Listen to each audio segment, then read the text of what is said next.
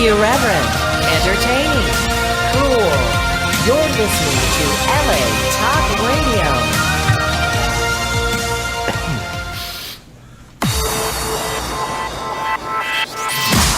You're listening to Reza Riffs with Keith Reza and Alan Lee, right here on LA Talk Radio. Hey guys, welcome to the show. I'm Keith Reza with my trusty sidekick, Alan Lee. Io Silver and away. And we're here with our guest, the great Craig Shoemaker. How are you, buddy? I thought it was Reza. It is Reza. I said Reza. Wait, what? You said Reza. Reza, yeah. It's Yeah, Reza. like you're in Boston and you're shaving with a razor. Yeah, like the Reza blade. Yeah, Reza. Exactly. But I thought it was Reza. Wait, it is Reza. You're not hearing? I said Reza. Reza. Yeah, it's spelled R-E-Z. You keep saying yeah, like that's the way I'm saying it right. I'm not saying it right. That's what I'm trying to say. Oh, how are you You're saying? Reza, and I'm saying Reza. Reza. Oh, like with an E? Yeah. Like Yeah, with an E. I thought it is with an E. It is with an E, but it's you say it with pronounced an like A. How are we supposed to know that? Oh, I don't know. You got my name right, though. That's pretty no. impressive. People look at Shoemaker and they go, we're here with Craig Shoemaker, my favorite comedian. I go, no, I'm not your favorite because it's not how it's said. There's no umlaut. I'm off the boat from Bavaria. I'm just a little shoemaker, a little cobbler. So, do people mess up your name a lot? A lot. Really? They say Chris and Greg. I get a lot of Greg. Yeah, because Yeah. Craig and Greg kind of. Yeah, they do sound a little bit alike. Craigslist. How can anyone screw that up? Now, thank God for Craigslist. There you go. Now, all we need is a shoemaker's list, and we're all set. There you go. What You would just take your shoes to the maker. That's what I've had people. They're looking right at my name, Yeah. and they go, "Welcome to the hotel, Mr. Schumacher." And I said, "How do you make a? You don't take your shoes to the mocker." So does that does it? That is one of my bugaboos. Yes. Oh Yeah. yeah. No, I could But you got it right. Oh. So I'm staying. Oh, sweet. No, because it does irritate me when people say my last name wrong, but I get it because it's it's spelled R-E-Z-A, but I say it as Reza. Right. You know? But how can you say they get it wrong? I've been trying to get it wrong, and you still kept going, very good. You got it right. Well, I don't know. Maybe my hearings. Maybe it's just I'm so used It's my to it. Philly accent. Yeah. I mean, when I moved to California, they were like, I would order water, and Yeah. they'd bring me a block of wood, but it's water. That was the first change I did make. Yeah. But everything else is the same. I still say, how do you say the word, you're in a golf, Tournement? I know that didn't sound. Tournament. You're in a golf, what? Tour. How do you say it? Tourist, right? Tournament. Oh, God. I'm sorry. How do you say you're in a golf Club. Like your uncle. No, not a golf A club. concept, a golf. I will never play a game with you. Don't ever play charades with me. I would kill you destroy as my partner. Just destroy you. I spelled the word and then I said golf blank Golf because I don't want to club. say how I pronounce it. And he says golf club. Tour is not club. How do you get club out of? Just like you got Reza out of Reza. Reza. It's Tournament. Okay, how do you say that word?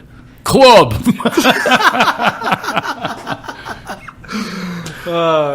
Spell it again? Oh, jeez. Is this part of the autism thing? No. I'm just Slow?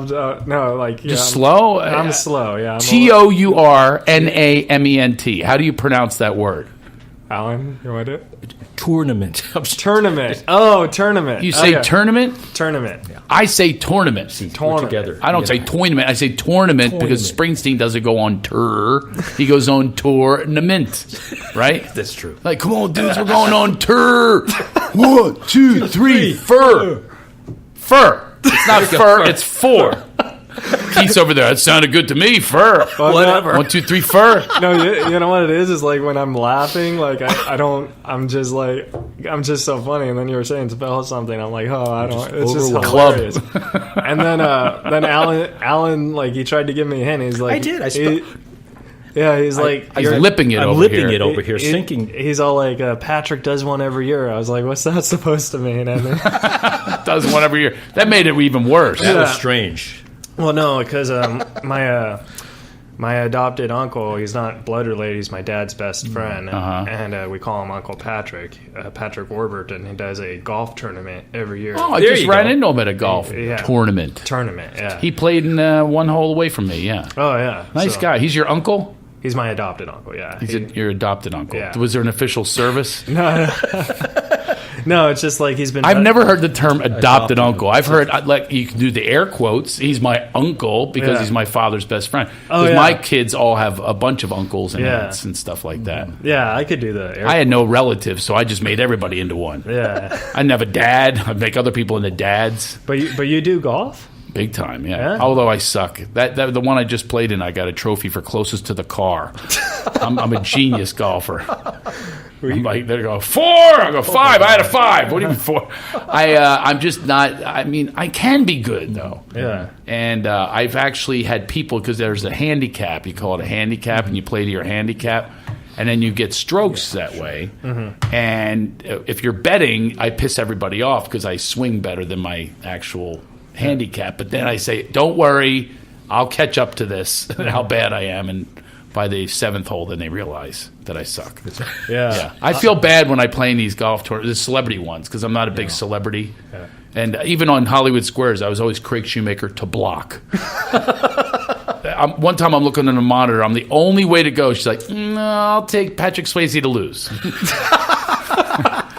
And he's dead. So I'm not a big celebrity. I know. Well, he was alive at the time.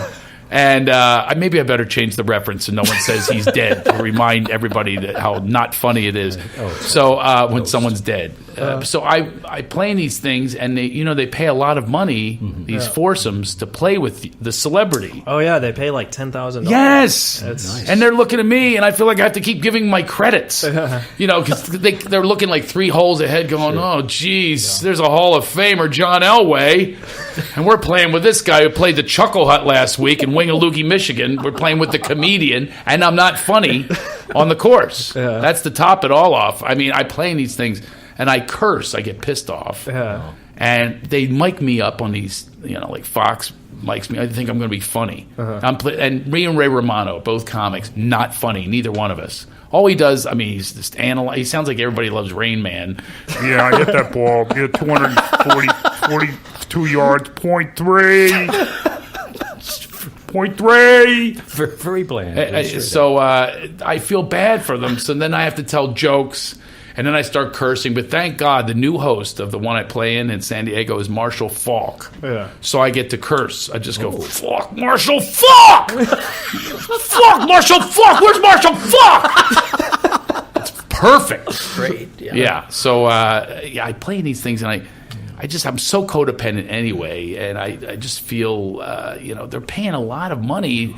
But the comics, we really should be, I don't want to use the word famous, but people should have a little more respect. I mean, what we do is a lot more difficult than, they're talking about, I want to play with this actor. They're reading other people's lines, and they've got people with makeup and cameras, and they have all this. We're up there raw. Yeah. So you would think we would be at the top of the ladder, but we're at the court jester level. It's like court jester, on the... I like that. Yeah, we're court jesters. Amuse me, fool.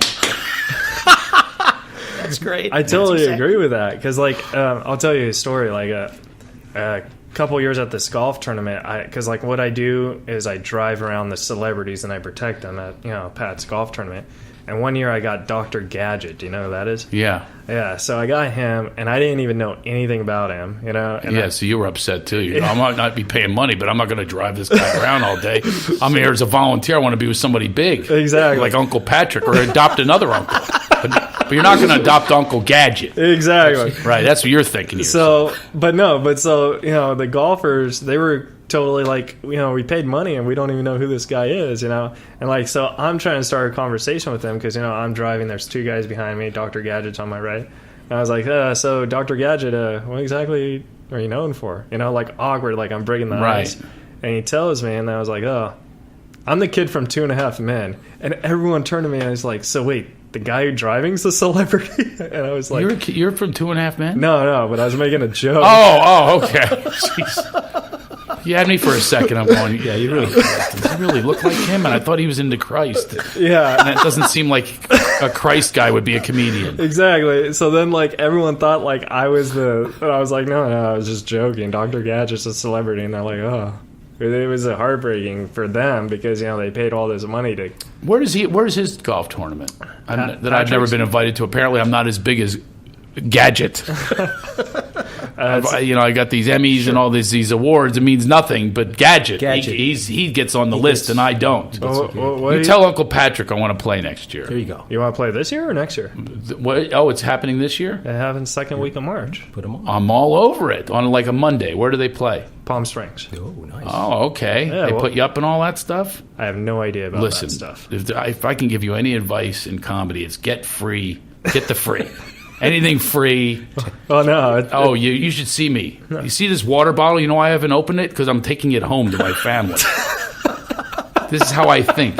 This is how I mentor people. I say, you've got to grab the water bottles. Keep them sealed. Stuff your bag with them, and then all of the other little extras. It's nothing to do with comedy. You just got to have these. I grew up poor too. Yeah. When I was a kid, I didn't have a dad, so we were very poor. I used to think the word evict meant move. I thought they were the same word. Because I go, look, Mommy, here's the eviction truck, and we just pack up and move to another place. Wow. That's how I got started in comedy. There you go. But funny stuff, evictions. Not funny at the time. It's not funny when you're an adult, No, not at all. But, I think maybe if you're a kid, if you move around, you don't really know exactly what's going on. No, well, you have to adjust to all the different neighborhoods, and then you get beat up. I was in Philly on the corner cracking homeless. So, of course, they were, Sure. They would beat you up if you go to you have to adjust. Yeah. Adjust means take a punch. That's basically how. And wedgies. But you went to. And I was really little. You went to Temple though. I did. Well, I was grown by then. Yeah. I wasn't still little. It was big. And then you just switch dorms or whatever it is. It's your choice. It wasn't like I was being booted when I was at Temple as well. The dorm. But that was actually a really bad neighborhood. Wow. Killings outside. I didn't want to go outside.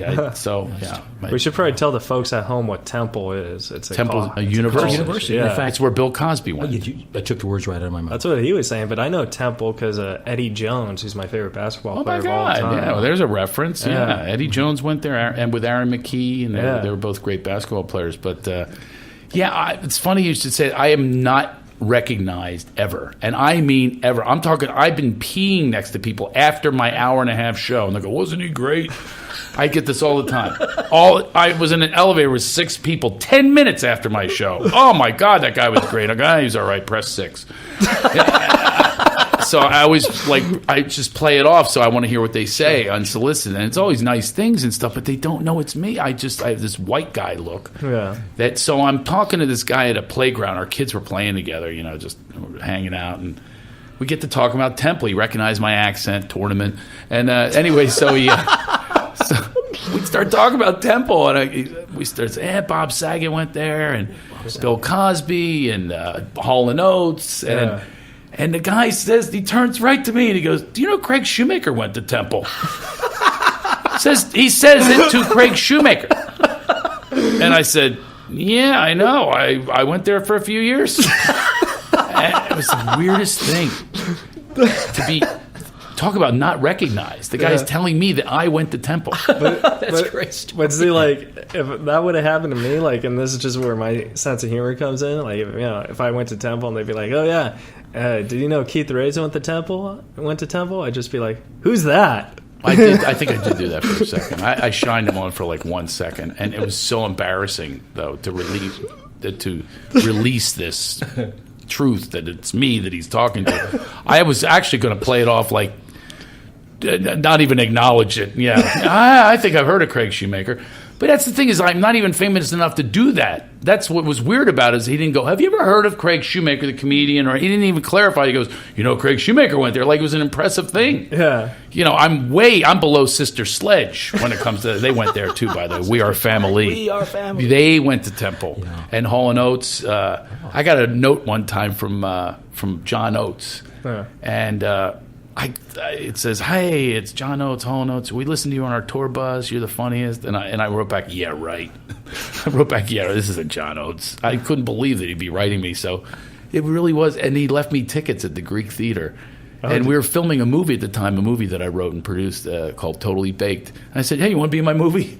He showed up at the set the next day. Really? I just wrote a scene for him. It was a stoner movie, so I could write anything. Yeah. So I wrote a scene and he says, nobody recognizes me anymore because I don't have a mustache. So we went over to some guy with hair actually your color. Oh, wonderful. And we cut the guy's hair and slapped it on his lip. We glued it to his lip. And because it's a stoner movie, we wrote the mustache as a character. Yeah. Like 9 different people wore it. Wore it. Yeah, 9 different people had this Yeah. mustache, and we were thinking that people would take like a toke every time they see the Oates mustache. Yeah. So then we couldn't afford a wig for me because I played Hall because Hall couldn't make it, so it was just Oates. So I had a girl like on a stool dangle her head over, so I had blonde hair of this. That was my wig. And these guys were stoned in the movie. And I go, hey, man, I think I see Hall and Oates. And it was me and Oates singing Man Eater. Just wrote it into the script. It was awesome. We actually have a Twitter question if you want to take it. I'll take anything. What do you got? Craig, do you prefer doing stand-up with facial hair or without facial hair? For heaven's sakes. I don't know what that means. Interesting. I've never been asked that question. So we're going to go original number 1 question of the night. It's the only one of the night, but still. Do I prefer? I will tell you that some of me, old school, has a belief that I heard one time that facial hair is no good. However, Zach Galifianakis screwed that one up. I swear to God, people should pay him money. Yeah. They have all these commercials. They're all Zach Galifianakis lookalikes. They should pay him money because they would have no career if it wasn't for this guy. Exactly, yeah. But it used to be you shouldn't have facial hair. Yeah. You couldn't name a comic. George Carlin had the beard, but he didn't start off that way. No, he did not. Richard Pryor had a mustache. But not a lot of facial hair. But I did go through the facial hair time of my life because I had a fatter face and I want to look thinner. That's how you do it. There you go. Yeah, instead of losing the weight, you just go, just grow a beard. There you go. This is much easier. Easiest diet. But I probably prefer without. I don't know. Maybe more people would recognize me with. Yeah. But I had a goatee thing. My wife actually surprisingly likes it. Yeah. Yeah, you wouldn't think. I wouldn't want to kiss that. I don't understand. And listen, when you're married a long time, you don't want any obstacle. Yeah. Yeah, it's just, to making out. Well, you don't want. I already have the obstacle of the kid with the breastfeeding.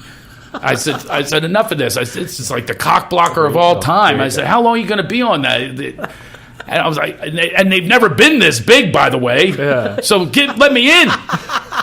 So I said, you need to wean him off. You need to wean him off. I said, he's too old. She goes, she says, how do you know he's too old? I said, he unhooked your bra with one hand. I can't even do that. So, I didn't want facial hair to have her have an excuse to not have sex. We're going away this week. My first vacation ever with her. Oh, really? Without kids. Great. Yeah, I got a load of kids. Wow. So, There you go. yeah. You just had a kid a couple years ago. 2 years. She's 2 years old. And something else, man. That's wonderful. Yeah. So Terrible I had a twins. wad of money because I did a book signing today, and they sold a bunch of books. And I was like counting my money. She literally ran over to it. I'm going, oh my God, she's a future stripper. She's like, tell me to make it rain, and sits on my lap too. Gave me a little lap dance. I was like, that's crazy. Yeah, she's a wild one. Wow. She really does have that wild eye. You can tell. Yeah. I'm nervous. Of course, I had her late in life. So it's great because I'll be walking her down the aisle in a walker. So she can do whatever she wants. I'm not going to be. I'll be at the door. They say you're going to be to the shotgun. Yeah. No, I'll be shooting myself at that point. I mean, she's. Yeah, I had my kids late, and I have 2 kids in diapers. I'm about 3 months for being in my own. Yeah. my own diapers. Well, see, it's funny that you mentioned the book signing because I know you've written a couple books. And, well, I wrote 2 children's books, and now this one's a serious book, believe it or not. Oh, really? Is that the one Whoopi Goldberg and Whoopi and Dr. Nice Drew comments. and Dr. Drew. Dr. Drew's reading it for the second time. He told me he says it's paying a lot of dividends for his own relationships. Nice. And stuff like Nice. Yeah, it's about actually finding love in your life. And I had this character, the Lovemaster, which is this Lothario, and he's my dark side. Because all the girls would use the F word with me when I was growing up. You know what that is? Friend. I was always the friend. And women go to the bathroom together, the posse pee. They would take me with them. Oh, yeah. That's what a geek I was. And they would talk about all the guys, these bad guys. And that's how I was like, underneath, I'm going, I'll fix you up. Oh, you know, probably fixed them up with all the guys. And I'm thinking, give the geek a chance, baby. Oh, yeah. Oh, baby. Oh, one night with me, you'll be sweating like Donald Trump at a Mexican hat dance, baby. Oh, yeah. I'll have you shaking like Jared Fogle in a prison shower. Yeah. That's right. $5 foot long, baby. So that's how he, by the way, it seems a little creepy doing it with two dudes. It's all that's in the room right now. I had to look elsewhere. I had to look at the plant. There you go. Yeah, I could not look you guys in the eyes when I'm doing Lovemaster. A little strange. But the book is actually called Lovemastered with an apostrophe D, a digital journey to love and happiness. And it was a strange thing that happened. I just don't believe in the myopia of the arts. I don't think that you should put anyone in a category of he's just a comic. Nice. We were talking earlier. You said, "Oh, you're on Bold and the Beautiful." Yeah, sure. Yeah, soap opera. I was shocked. I said, "Wow." Well, of course, I did play a porn producer where I got to be the Lovemaster. That's why they hired me. I was like, they let me ad lib too. It's right. I was like, hey, listen, buddy, you're selling her a mattress. Just remember two things: firm and firm. They let me keep that into the soap opera. They don't care. Nobody watches. No, FCC's not even watching. They do whatever. Yeah, I was on like 5 episodes of Bold and the Beautiful. It was a pretty cool thing. No but, General Hospital. But the thing is, with so this woman reached out to me on Facebook. She's a fan, knew 3,000 miles away. Yeah. She said, want to know, Matt and I are divorcing after 30 years of marriage, and something compelled me, the artistic inspiration, whatever it was. I said, share with her your pain, because I also have an ex-wife, and I found love in my wife now, but my ex-wife, it's a very painful divorce. It's 10 years old. We were in court yesterday still. Yeah. Yesterday, yeah. So it's about taking the high road, and but really how love manifests in your life is to clear out things and to take that high road, and that's how I live now. And it's in the book, and I didn't know it would be a book, so it's our exchange on Facebook. That's what the book is. It's all time-stamped over a year's time. And since none of your audience is going to buy it, I'll spoil the ending. She says I became a muse for her, and she expressed herself as she had never expressed herself before. And I tend to do that with people. I actually have my doctorate now, and I see clients and things. And I just brought it out of her where she said he was abusive. I was never in love with him in 30 years, and I have regrets. I married him. He proposed in a bar. He was drunk. He's a drunk and all. And I said, no. I said, I see a vision for you. You're going to have, and she's over 50. She goes, it's over for me. And I said, no, it'll happen. I said, something's going to happen. Now, will admit, though, I helped make it happen. I fixed her up with my accountant that I've known since kindergarten in Philadelphia, and now they're madly in love and getting married. Oh, that's awesome. Yeah, it's pretty wild ending that I couldn't have written. I just got out of the way and let the source speak. You know what I mean? Sounds like a movie. It could be, but you never know. You never know who listens to this show. True. I'm sure Steven Spielberg Steven's got this tuned in right now. Well, no, because it could become a movie. You could write a movie for it. I guess I could. Now, selling a movie is a different story. Yeah, I've written a few and sold them. You know how I sold the last one? I paid for it. Me and the guy that my tree guy. And it was about pot. I'm looking outside. There's my tree guy. I go, he's charging me a lot of money. He's going to have a lot of money. And he knows horticulture. There you go. Perfect. Perfect horticulture. So he and I, and then my friend from AC/DC, I sent it to him. The lead singer sang at my wedding and stuff. Oh, nice. Yeah. And he went nuts for them. He goes, my son, it's fantastic. Can I write some songs for it? I go, oh, sure. Meanwhile, I had my old assistant who's doing the music for it. I go, yeah, let's shove that aside. Yeah, we'll take some AC/DC songs. So there's some 3 original AC/DC songs are in the movie. It's the only place you can hear them. It's called Totally Baked. Wow. Don't go Netflix and get it for free. Go to my garage, okay? Yeah. CraigShoemaker.com. Get it from me. I have a stack of them at home, and I'll sign it. Oh, that's even Totally better. Baked. It's a pretty funny movie. Naked Women. Yeah. That was weird, too. Is like, I'm a suburban guy in a minivan pulling up the strip club so I can cast the naked women. It's hard to cast naked women. Yeah. So I'm there with a roll of 20s and a script. Wait, I said, while you're down there, can you read these lines? so wait, did you actually go to strip clubs? Oh, yeah, I did. It's a true story. Yeah. Wow. Everything I say, by the way, people don't. They think I exaggerate. Everything I say is actually true, except for the Lovemaster. Oh, no, it's the only exaggeration. I'm not saying that. I'm just saying I've never heard of like that. To go to a strip club to see, cast naked women. And Well, we had a problem. As a matter of fact, this idiot that it was originally with National Lampoon, and there's a lot of guys in this town are like losers, and they become producers so they can meet hot chicks. Yeah. That's just what they do. They don't have much skill. This guy goes, "I'll take over that," because we were casting we had 100 actors in this movie. Yeah. And we cast like really big actors and stuff. And I said, okay, you can handle it. And I go to, it was actually at my old house. We cast it at my old house. And literally, I walked in, and it was like a Fellini film. Oh. There was a girl who had fresh scars on her knees. I think someone did her in my driveway. She had like gravel pieces in her knees. Jeez. Then there was a gigantic 300-pound woman dressed as a nun. I said, I actually was looking for cameras. Someone's punking me on this. Yeah. These women want to be nude. So I had to take over myself. I said, that's it. I'm taking over. And then he had a woman outside. He was trying to teach her how to act. She was right off the boat from another country. And I'm so codependent. I'm trying to act with her as the casting director. As the producer, I was trying to help her in her acting. Yeah. And she kept looking at him and goes, why does he do that? Why does he act with me? Because I was trying to give her the lines in a real way. She goes, he's looking at me funny. And he's trying to get her to, oh my God, he just wanted to get her in a sack. So that was a nightmare. So I had to cast, and as a matter of fact, one of the strippers became a legitimate actress. Oh, really? Oh, yeah. She has 8x10s now and a bow tie. It's a whole other world. I introduced her to the world outside of stripping. So you gave her that career. Yes. And that was not the Lovemaster. No, I did not Lovemaster that. I've helped a lot of people with their careers. Sure. You wouldn't believe the amount of people that have opened for me. Yeah, Dave Chappelle when he was 13. Wow. First gig ever was opening for me. I was a headliner in Washington, D.C. He was 13, 14 years old. Wow. And amazing. I knew he was going to be big. Yeah. Yeah, and Whitney Cummings. Whitney? I used to have her go on the road with me a little bit. Great. Oh, my God. We've been trying to get Whitney to do the show. Well, I used to have her open for me. I couldn't get her to do my damn show. Wow. I don't know how to get a hold of her anymore. Yeah, maybe I'll find her on Tinder. We'll try to help you. But she actually said on a podcast the other day, this is my claim to fame, I guess. My new claim to fame is I'm the only guy that would have her open for me that didn't hit on her.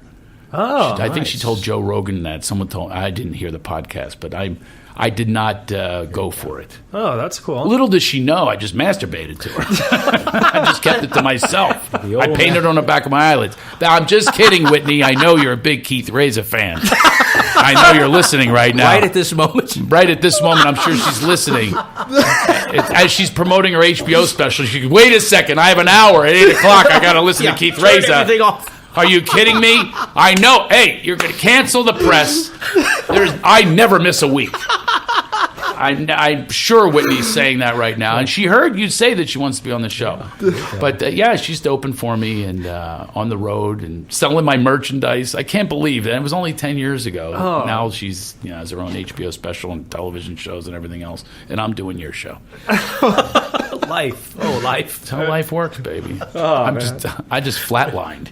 There you go. I went to a nice place and I flatlined. No, but it's still a good career, though. I mean, it's great to be flat like this. Yeah. Sure. It's wonderful. No peaks and valleys. What a dream. But see, you know what's cool? I'm actually going to crack this water bottle. Oh, yeah. Okay. I just want to know, do you have another one that I can take home sealed? I'll for sure get you another one. For you. Because my son's on to me because I refill the bottles.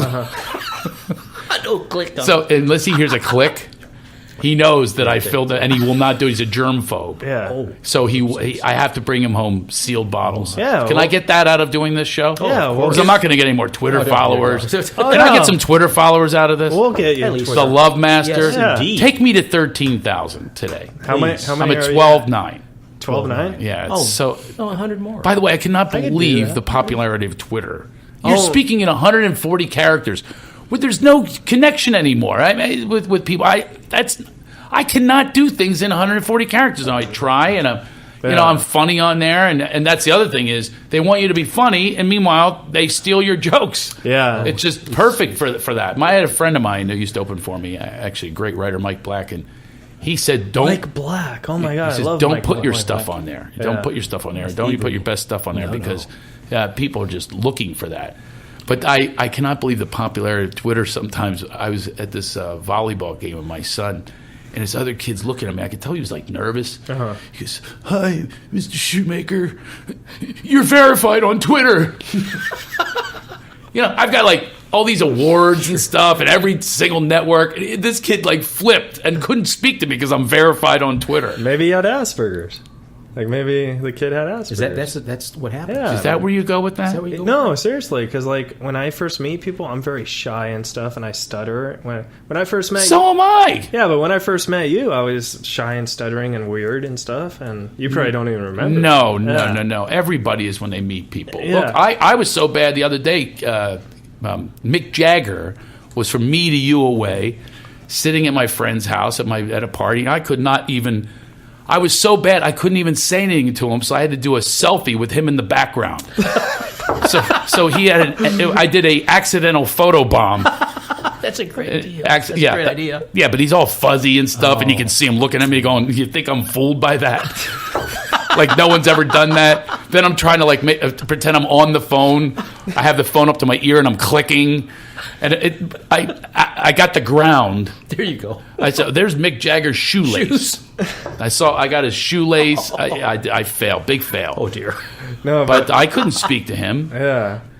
Yeah, you just when they're celebrities, you know, it's hard to. And this kid thought I was a celebrity, so because I'm verified on Twitter, I have nothing to do with anything he's ever seen me do. Yeah, I guess that's a status symbol now.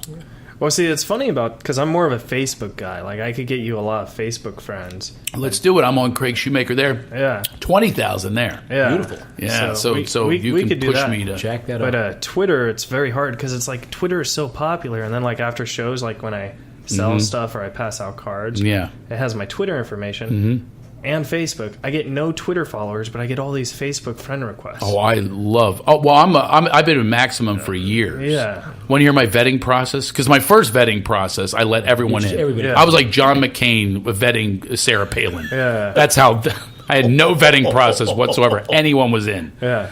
So then it filled, and I didn't realize it's 5,000 maximum. Did you know that? Yeah, I did because I people tried, can't even request me now. No, I tried adding you like 3 years ago. It says friend request sent, and then like whenever someone comments or but I'm following you, so like whenever you comment something, I say, "Oh, hey, when can I open for you?" You always like it, and then like I'll say, "Hey, when can you accept my friend request?" You always like it, so I'm like, I don't know what's going on. I do. Oh, I don't remember that. Yeah, especially. Well, let me ask you this: I have a new vetting process because I'm trying to get rid of people. Yeah. So first of all, it starts with dead. Okay. I give them a week. I give them a week. Once they die, I give them a week, and then they go. Because I need room for new people. Exactly. And you and Heaven are not going to be, liking my Facebook posts. So how can you tell or coming to my shows. How can you tell if someone's dead, though? Because I'll find out they're dead. I mean, even friends. I mean, real friends when they die. It's like, I feel bad. I might keep a real friend for like a month. And maybe post a couple times. Just out of respect. Yeah, I'll post to them, "Hey, miss you." Yeah. What a stupid way to do it. It's like I'm talking to my friend Golds by Facebook. It's like, gonna unfriend you now. Yeah, I told him. I said, "Look, I love you. I was with you all the way." And now I got a plus 10. Somebody's calling me. I thought it was. It's my friend saying, "I cannot believe you scored the Keith Reza show." Really? Yeah.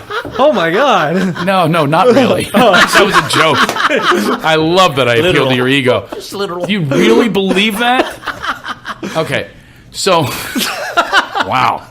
Boy, comics live in denial, don't they? Delusionary. We're living in this delusionary world. So I have a new vetting process that you're not going to like this process. Okay. So I want, if they are going to be, because the friends, you can get to people easier. The fan page, people don't see it as much. No. And by the way, these algorithms, if you ever promote yourself, it'll be seen by 5 people. Oh. You see the amount of people in this room right now? That's how many people see it if you put a .com on there and they're on to you. Yeah. So the only things that can get out are things that have no promotion whatsoever. So you have to be really, really clever on the fan page. The other one is starting to get pretty bad too. So people can't even see your stuff if you say anything. Like I'm always promoting like Canyon Club. I'm there every Wednesday in Agora. Nothing. No one's even seeing it, liking it. They don't even. And we have the best comedians. Sure. Because I get all my buddies and stuff and the big headliners. And we got to get that out. They're not seeing. Well, now that I'm on this show, it's all over the place. It's all over the world. Yeah, that's so gonna up the numbers by 3. Well, you never know. Yeah. So I am going to be honest with you. My vetting process on getting people, I have to clean house. Mm-hmm. Yeah. Right. So you're not.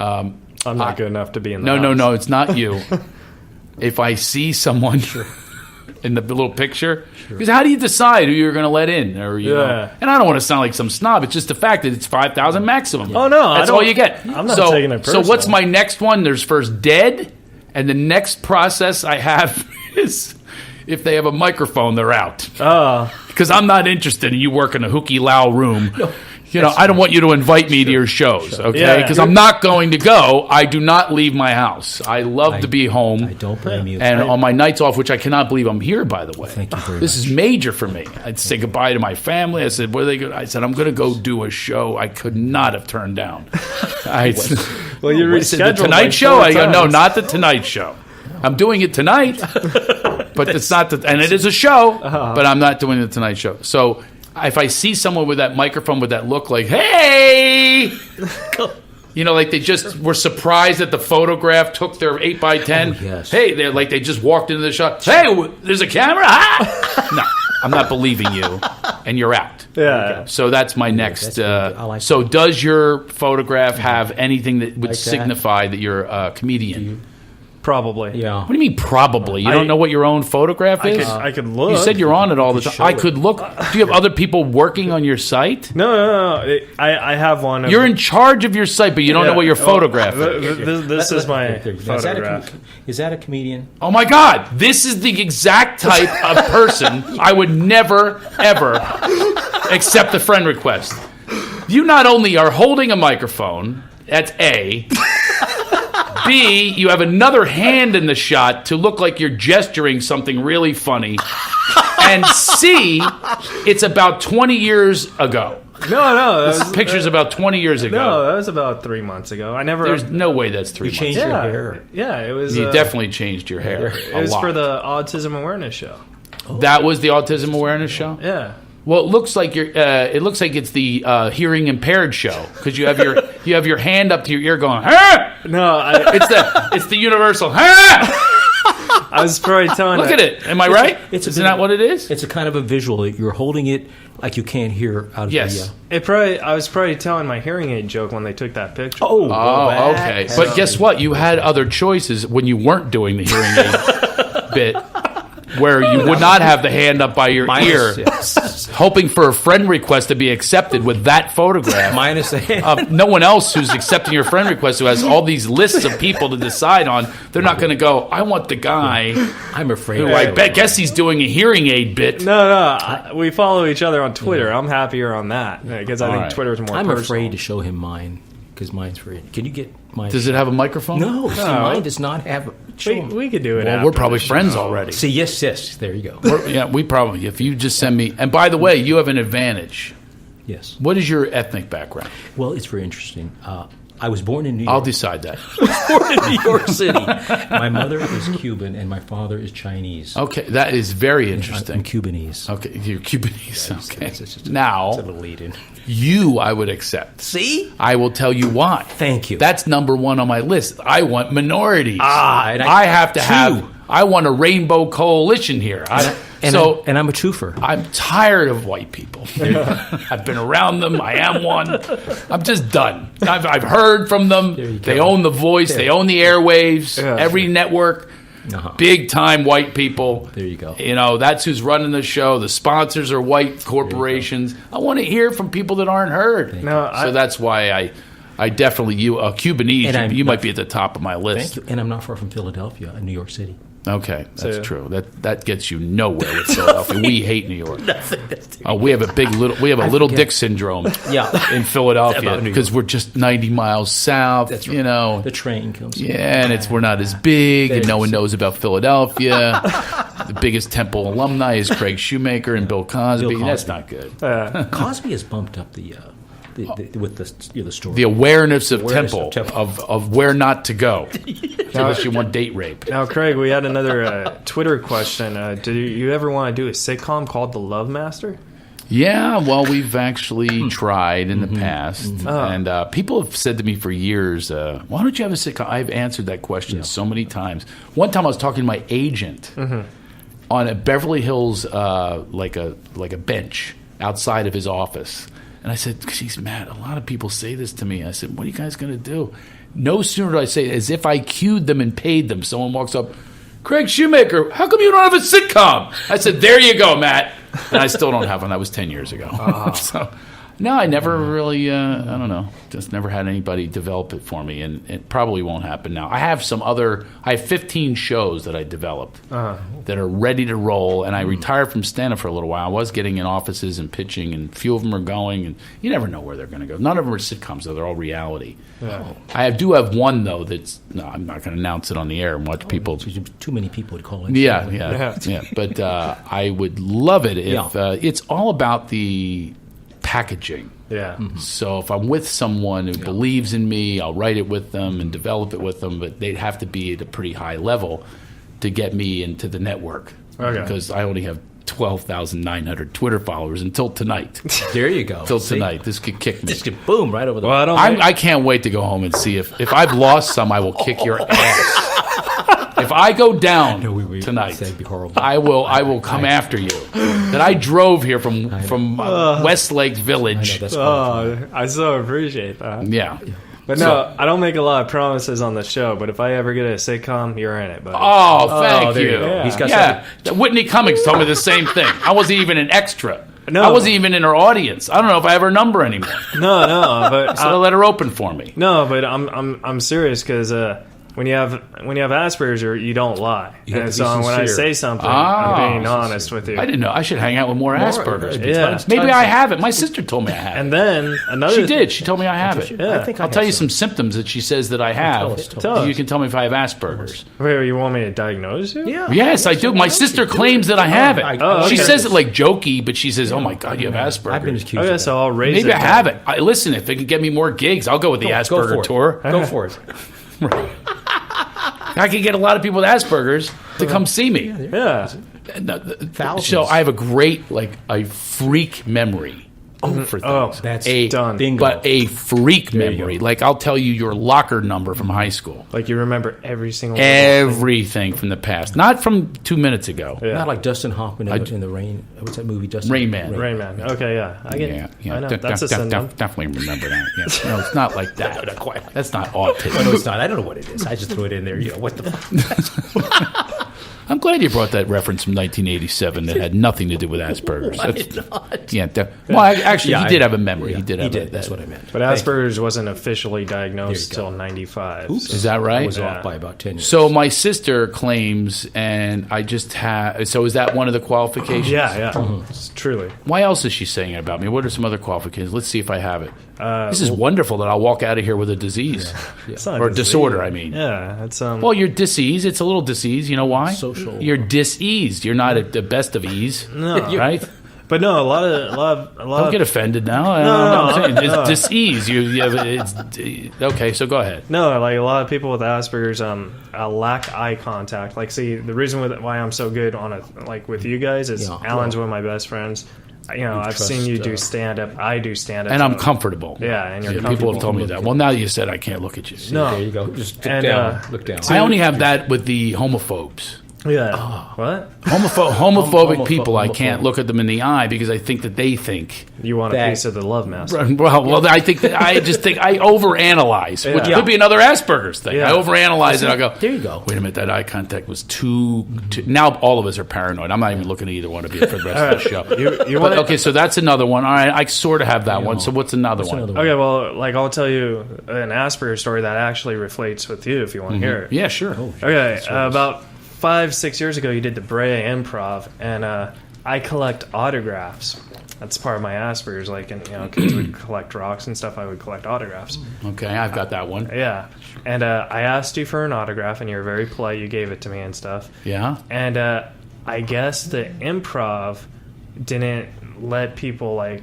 You weren't really shaking hands with anybody and stuff. That's not true. Yeah, no, you weren't selling anything on the. It was a late show and stuff. I guess. Oh, it was the one time that I left because I never do. I talk to every single person. Yeah, well, usually. that's just what they said, and I waited in the green room, and like because I was a big fan of your stand-up, you came out and gave me your autograph. Okay. And then the next. I was nice, thank God. No, you are. Oh, all right. And then like the next night, I was on an 11 o'clock show at the Improv, and then they're like, oh, you can't see, like they thought I was there to see you again, and they're like, oh, you can't see Craig. Now, just remember, I had nothing to do with that. Oh, no. That's so not like me. No, but I'm just telling you. People always go, hey, man, can I see you backstage? I go, no, I'll be right out there. No. I go hang out with everybody. I didn't mean it like that. I just meant like that's an Asperger quality, like collecting autographs and wanting to meet somebody. And stuff. I did that my whole childhood. Yeah. Got me in trouble. And then one time I used to collect Philadelphia Eagles. I still have them. Oh, do you? Ron Poe James. No one's ever heard of him. Number 27. Oh. I played for the Eagles for like a couple of years. Yeah. You got his autograph. I'm very excited. Oh, I have him. I have everybody's autograph. Wee Willie Weber, our local television host in Philadelphia. I've got his autograph. Still to this day, I collected them all. That's cool. I have stacks and stacks of them. That's cool. Yeah. Yeah, like I have a stack like really too. obscure autographs. Even other people would get them for me, which sort of doesn't really count. If someone hands you an autograph that they had done for you, it's like, oh, I didn't meet the person. There's no significance to this. It's just a piece of paper that your friend could have signed. That's not all together. Yeah, but I still kept those. You took it. I sent my girlfriend once because we saw David Spade, and I sent my girlfriend to get David Spade's autograph, and like I'm like.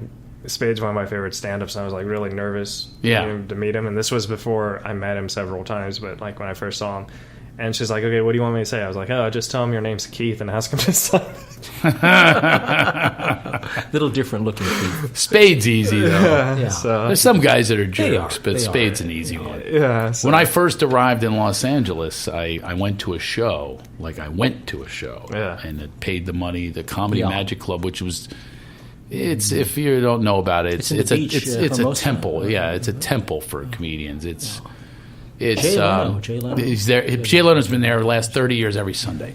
Tells you what kind of place this is, and it's just an iconic place for every comedian has played there.